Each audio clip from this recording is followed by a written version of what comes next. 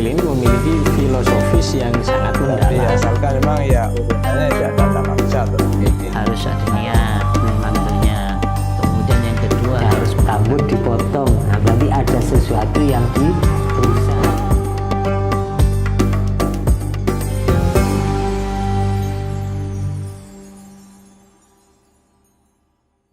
Assalamualaikum warahmatullahi wabarakatuh. Sahabat Yas Media dimanapun Anda berada, senang sekali saya bisa mengudara kembali dalam suasana yang sangat berbahagia ini untuk menyapa para pemirsa sekalian dimanapun Anda berada. Sebagaimana biasa, kami akan mengajak para pemirsa untuk menyimak obrolan santai saya bersama dengan narasumber yang kompeten di bidangnya, tentunya dikemas dengan obrolan yang sangat menarik berkenaan dengan hal-hal yang banyak terjadi di sekitar kita.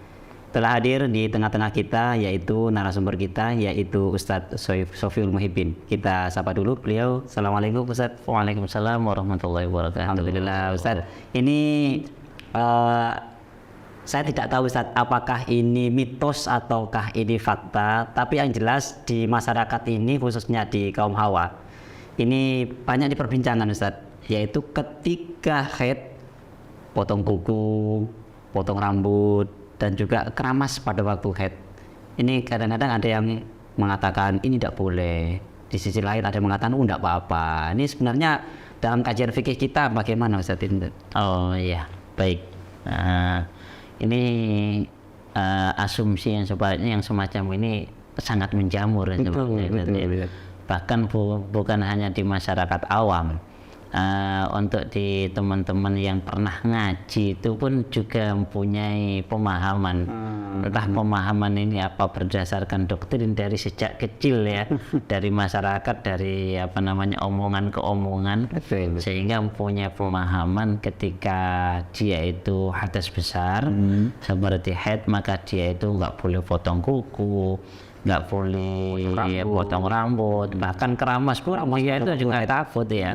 Khawatir itu saat barangkali khawatir pada waktu keramas ada rambut yang jatuh, ada yang rontok dan sebagainya. Iya. Akhirnya ketika yang jatuh itu kemudian dikumpulkan jadi satu, kemudian diikat, disimpan, kemudian ketika sudah waktunya suci kemudian dibawa ke kamar mandi, Dimandi juga. Ya, ini perlu dijelaskan, ini perlu diluruskan atau bagaimana ya? Iya baik ya. Sebenarnya gini Ustaz ya. Jadi dalam istilah fikih itu bahwa memotong kuku, memotong rambut pada waktu hadas besar, baik itu dalam kondisi junub atau kondisi dia itu sedang mengalami haid atau nifas, itu hukumnya makruh gitu saja Ustaz. Jadi tidak sampai ke haram. Artinya memang menurut ulama ketika seorang wanita itu mengalami hadas besar ya, sedang hadas besar, dia itu sunnah untuk tidak menghilangkan apa-apa yang di anggota tubuh kita. Semacam jangan motong rambut, kemudian jangan potong kuku, kan itu kan. Ini hukumnya sunnah untuk tidak dihilangkan. Tapi bukan berarti ketika dia itu sedang sudah mandi besar ya, kemudian yang rontok ini nanti dibawa ke kamar mandi kemudian dibasuh gitu. Tidak seperti itu. Jadi memang wanita itu nggak ada larangan memang. Jadi untuk keramas misalnya, karena apa? Khawatir ada yang rontok, nggak ada larangan untuk itu. Bahkan misalnya ketika kukunya panjang nggak apa-apa, silahkan dipotong saja. Kalau misalnya rambutnya panjang ya silahkan dipotong aja. Tapi yang sunnah, jangan potong kuku, jangan potong rambut pada waktu dia itu hadas besar, yang sunnah seperti itu. Dan tapi ketika nanti mandi ada yang rontok, nggak usah, biarin. Yang sudah putus, yang sudah lepas dari anggota tubuh kita itu nggak usah dimandikan lagi. Karena dalam masalah mandi besar itu satu kan harus ada niat tentunya. Kemudian yang kedua harus meratakan air pada seluruh anggota tubuh.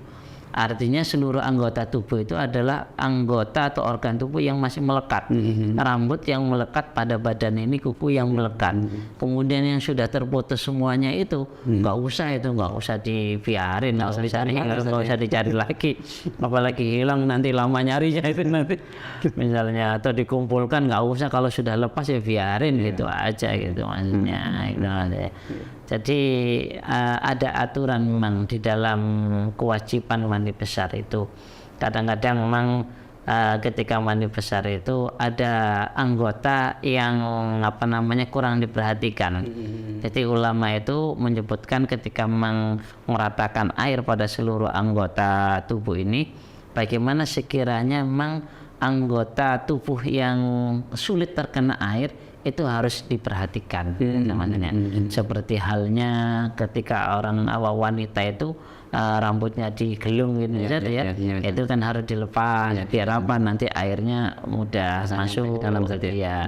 Kemudian nanti seperti di film gitan misalnya untuk di sebelah sini misalnya atau misalnya sebelah sini, ini kan kadang-kadang ketika mandi begini ini itu kan nggak kena kan, ini harus diperhatikan juga. Makanya air itu kiranya bagaimana sekiranya bisa nyampe ke anggota terutama yang sulit untuk terjangkau air itu itu harus diperhatikan. Makanya sebenarnya agak ada bedanya sedikit ketika mandi biasa sama mandi besar gitu.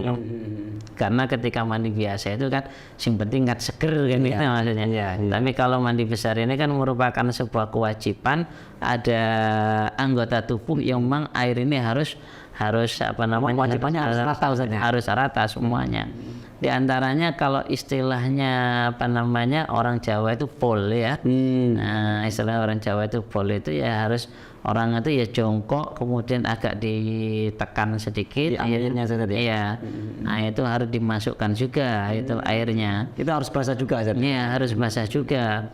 Untuk bagian untuk bagian wanita itu memang harus harus jongkok itu juga harus membersihkan bagian agak dalamnya itu maksudnya. Itu juga harus diperhatikan juga. Kemudian nanti lempitan-lempitan yang ada di anggota tubuh yang sekiranya agak kesulitan terjangkau itu harus harus diratakan ke situ juga akhirnya itu. Artinya alhasil dari ini Ustadz bahwa tidak ada larangan sebenarnya bagi orang yang junub atau hadas besar atau haid atau nifas itu untuk menghilangkan apa-apa yang ada di anggota tubuh kita seperti halnya rambut atau kuku. Akan tapi sunnahnya jangan dihilangkan pada waktu hadas besar. Karena apa? Karena anggota tubuh ini nanti akan kembali di akhirat. Itu sebagaimana yang disampaikan oleh Al-Imam Al-Ghazali. Demikian Karena memang hukumnya sunat bagi orang yang sedang hadas besar tidak menghilangkan sesuatu dari tubuhnya baik kuku dan sebagainya itu. Kalau toh itu rontok dengan sendirinya ya tidak masalah, berarti artinya kita kalau sudah waktunya suci nanti tidak perlu dicari. Betul ya. Iya. Seperti itu Mas. Terima kasih Ustadz atas kebersamaannya, mudah-mudahan ini menjadi informasi yang sangat bermanfaat untuk kita semuanya. Pemirsa, itu tadi perbincangan kami dengan Ustadz Sofil Muhibin berkenaan dengan mandi dari atas besar. Mudah-mudahan menjadi tambahan informasi atau ilmu yang bermanfaat dan barokah untuk kita semua. Dari kami kurang punya mohon maaf. Assalamualaikum warahmatullahi wabarakatuh. Waalaikumsalam warahmatullahi wabarakatuh.